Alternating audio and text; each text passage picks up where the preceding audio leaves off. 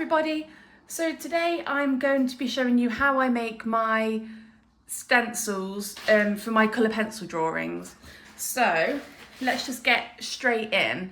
I have to tape my images down because I have a slanted drawing table. So obviously if you've got a flat desk you might not have to tape your references down. But I start with my reference. And this is a picture of my own little spaniel Penny actually. So I've been looking forward to drawing this one. I actually took this picture a couple of years ago now, I think, and I've only now just had the time to draw it. So we've got our reference down. I've printed this out using a shiny photo paper. I used to use my iPad for my drawing references, but now I like to print them. I find that I can colour match better if I have a printed copy next to me as I'm drawing. So I'm going to start with my sheet of tracing paper. Now you do want to tape this down even if you're drawing on a flat desk, because if the paper moves slightly and then you carry on tracing, and say if the nose is just slightly out, it can ruin the whole drawing, especially if it's of somebody's pet and you have to really try and get a good likeness. So I'm going to tape this down at the top.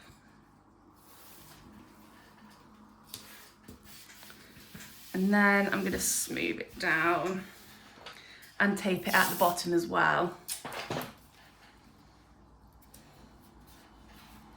Okay, so that's not going anywhere. So I use a graphite pencil. I just find the cheapest one that I have. My favourite graphite pencils are the Caran d'Ache Graph Woods, but they're really expensive. So I think for something like this, just creating a stencil, I just use a cheap pencil.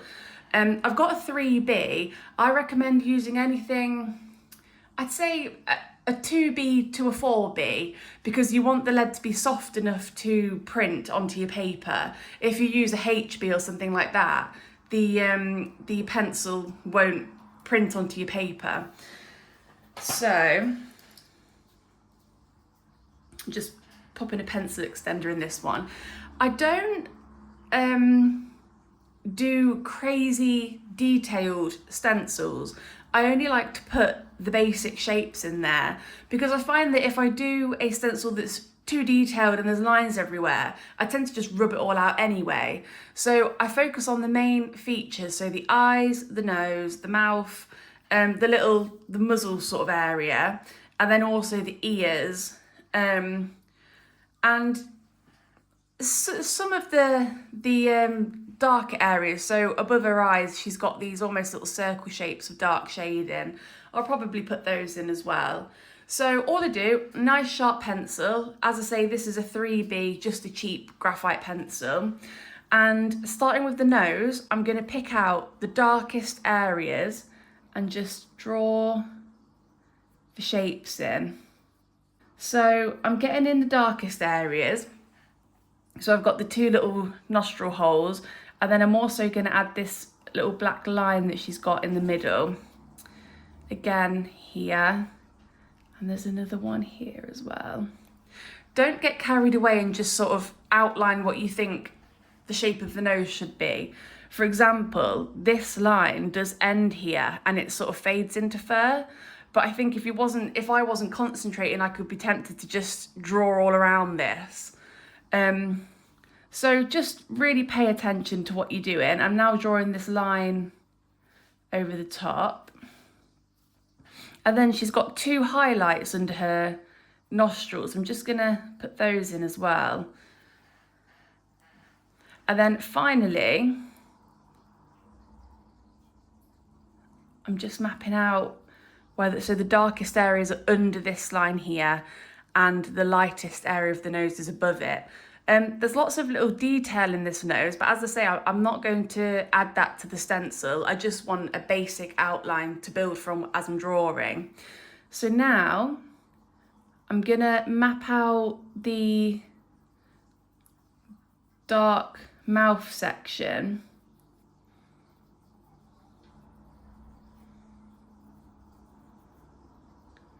and under her chin as well.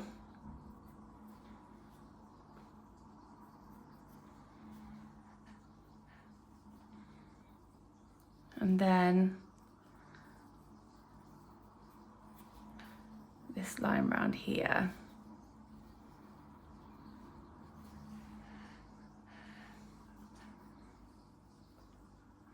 So I'm just picking out the key areas. So I'm picking out a few of the darker shades. So if you outline this, I'll know to leave this outer section as a highlight. But for the nose and the mouth area, that's pretty much all I need. The eyes are really important, so really pay attention when you're lining over these. So the highlights in her eyes are quite obvious, so I'll probably start actually by going around those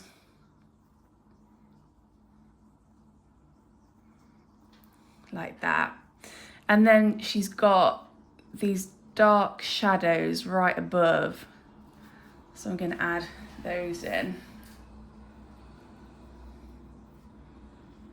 I really recommend as well, if you can, to use good quality tracing paper, because I find with the cheaper ones, sometimes they're so almost opaque that you can't really see what you're drawing underneath, or they're really thin, so the it sort of crinkles easily and it's just a bit more difficult to work with. So I always try and get good quality tracing paper when I can.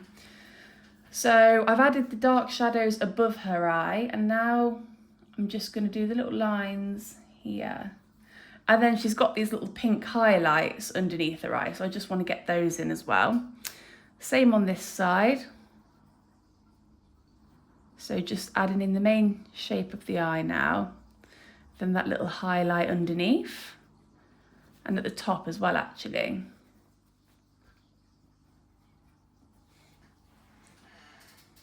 Okay, so now to the pupils in the middle. She's got her actual black pupil there. And then here she's got a darker brownie patch. So I'm just going to map those out. Sometimes you have to sort of press the tracing paper down to see. So her pupil's there, and the dark brown bit's there. Okay. And I'm also going to get these little dark patches above her eyes.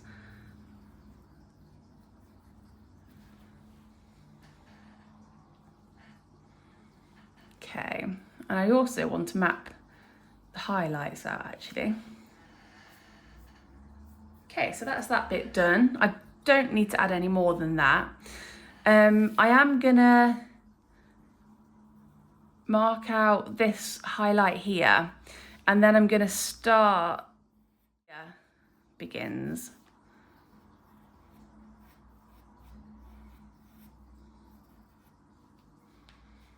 Okay, and now I think I'm just gonna go all the way around the outside. Don't just be tempted to sort of draw across. Really look at the shape of her head, because it's quite bumpy on the top, because she has lots of long fur on the top of her head, but I think in this image it's brushed back a little bit. But we want to get all of these little details in, because that's what will make it look like Penny rather than just a random Cocker Spaniel. Okay, so that's her head outlined. I'm just going to go around the outside of the rest of her ear, getting all these little rogue hairs in, like that. Okay, so now it's quite hard to see. I'm just mapping out her other ear, and then here I've got a highlight. I think it's where no, it is actually part of the ear. Okay, just get that in there as well. I'm just looking at all of the darkest patches and just mapping those out. I also want to get her little tail in at the back. Now her tail's out of focus, so I'm not drawing any sharp defined hairs in this bit. Okay, so now this ear, you can see there's a big strong highlight here. So if I mark out where that is, I can then use that to build the rest of the ear when I'm drawing with colour pencil. So that's there. I'm just going to get this dark a bit as well.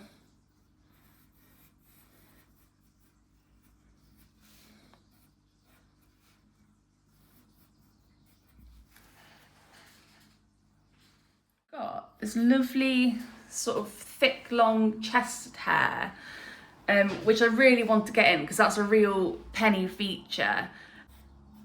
So just looking at the lines, blocking in the darker areas.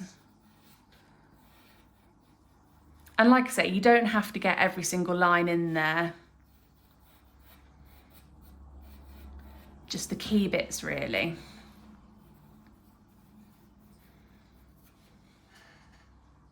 And you can, if you want to, map out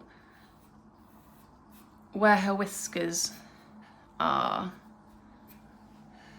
Okay. So I'm now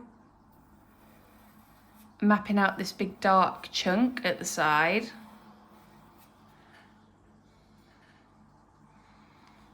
And then her little front paws as well. I'm just going to go around the outside.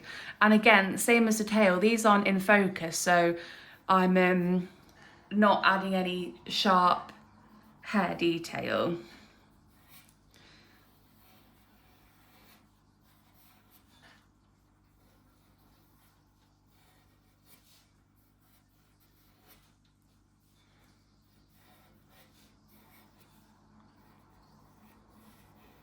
And same with the other paw.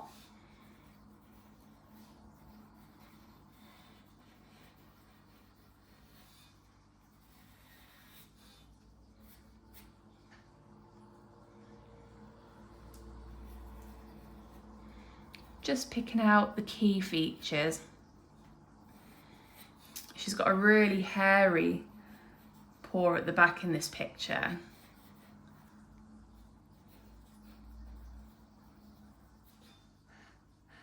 So it almost doesn't look like a foot. It's a little hobbit foot. Okay, so that's mapped in. I also want to add, it's quite hard to see in this image because I took this on my driveway and obviously it's all different patches of different colours and tones, but I can very loosely see where the shadows are, and that's really important. So that she doesn't look like when the drawing's finished, she's just floating on the page. We need to add those shadows in, and I'm just gonna roughly map out where they are.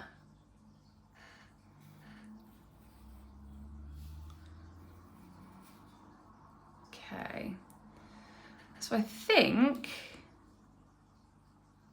that's about everything that I need to include. Look at my reference. I think actually I'm gonna add this little shape on her nose in there. And then maybe this little highlight. But yeah, perfect. So that's the outline done. Actually, I've just spotted, I want to put these highlights in here, and now it's done. So now we take this off.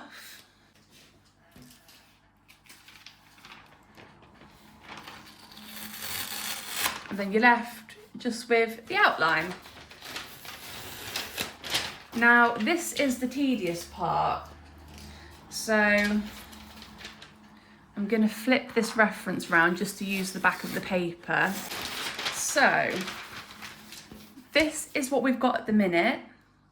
Actually, it's that way around. So that's what we've got at the minute. This is what the outline will look like once it's printed onto our paper. But now what we need to do is flip it over. So now you're on the back of the tracing paper. I'm just gonna tape that down again. And now going back in with your pencil, I'm gonna just draw over again the lines that I've just drawn. So as I say, it's quite tedious because you have to draw over these I think three times, because then we flip it back again and draw over it again to print onto the paper. But it's worth it just to have that outline to work from. So I'm gonna just, same pencil, go over all of these lines again, and then we will print it onto the paper.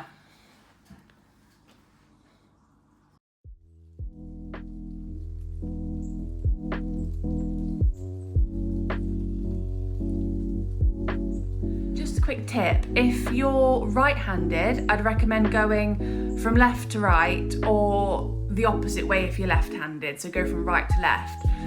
Just because this smudges quite easily, especially if you're using a 3B or a 4B. So you can already see, actually I've got some graphite down here, but just be careful not to smudge it as much as you can. So I tend to work, because I'm right-handed, I go from the top left corner right down to this way, so that as I'm working down, I'm not rubbing off the pencil marks with my hands.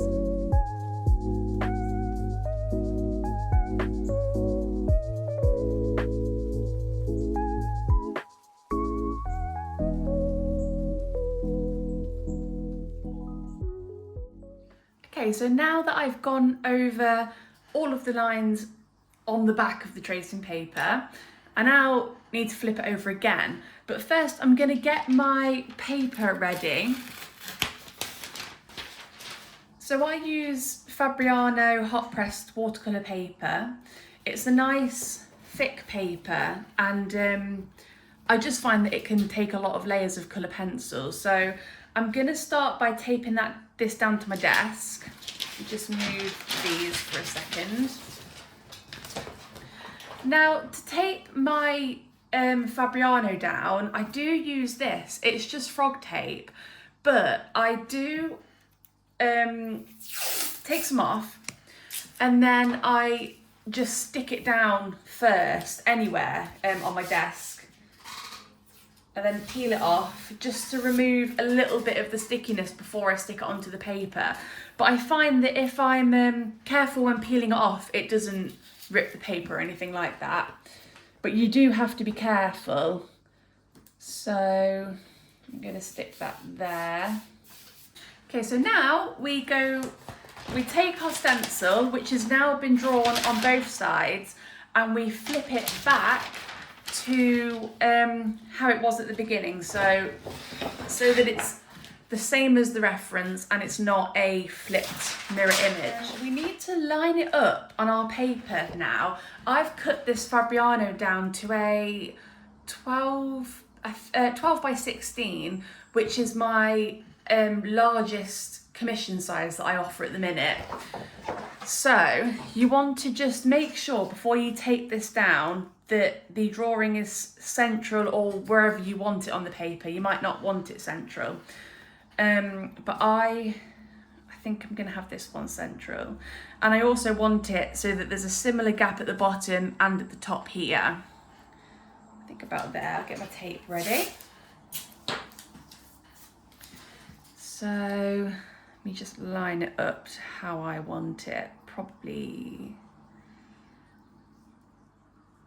there, like that. So I'm going to tape that at the top and at the bottom again.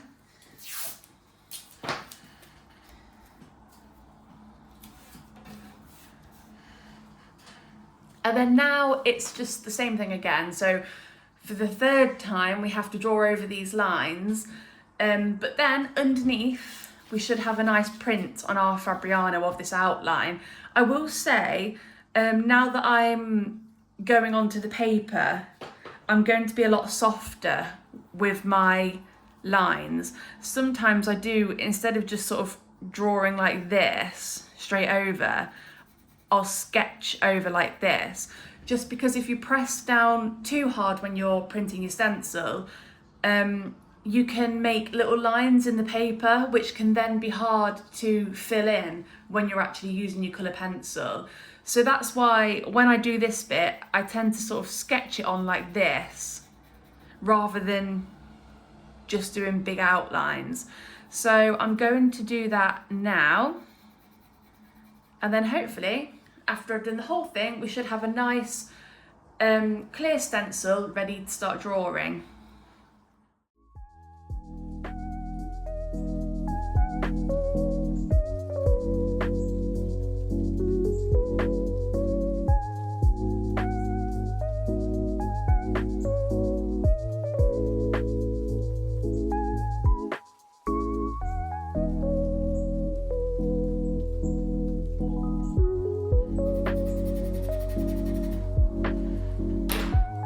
Okay, so now that I've done that, we should have a nice stencil printed onto our paper underneath.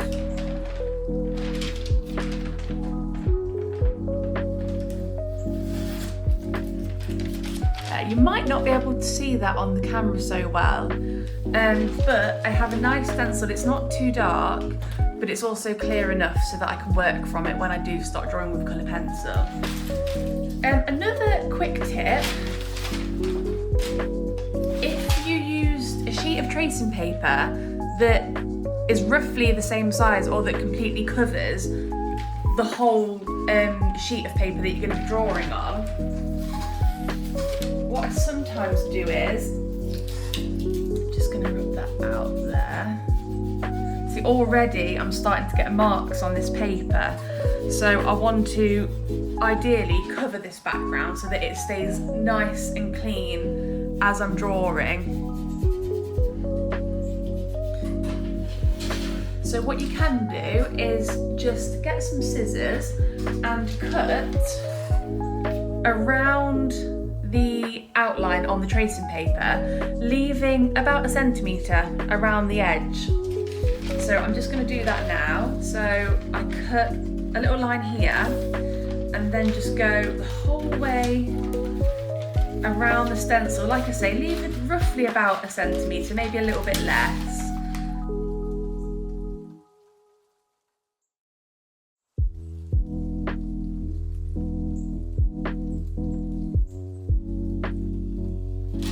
Okay, so we're done with this bit now, so that can just go in the bin. What I'm going to use is this, which if you put it back to the shape of the original tracing paper, it should nicely frame your drawing. Is that, I think that's the wrong way, so that needs to be like that. There we go. And then now I'm going to tape this down to the Fabriano, and then it means that this whole outer section will be protected from any colour pencil marks as you're drawing.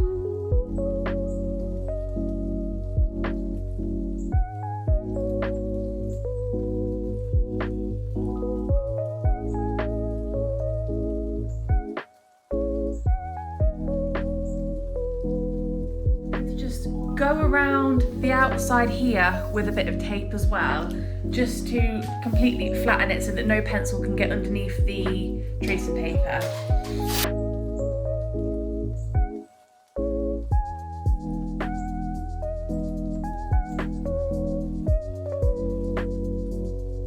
Okay, there we go. So that is now ready to start adding some colour pencil.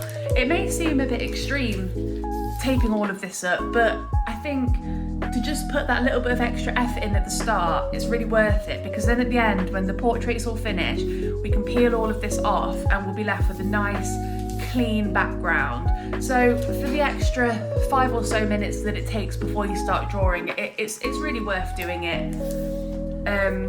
So yeah, we've got an outline ready to go. Background's nice and covered, so now it's just a case of starting with your colour pencil.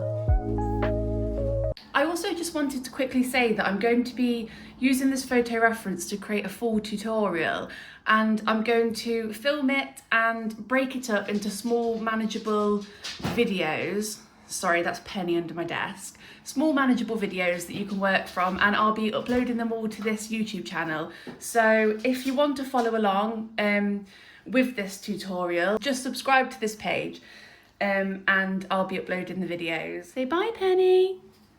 Say bye. Is everybody going to be drawing Penny?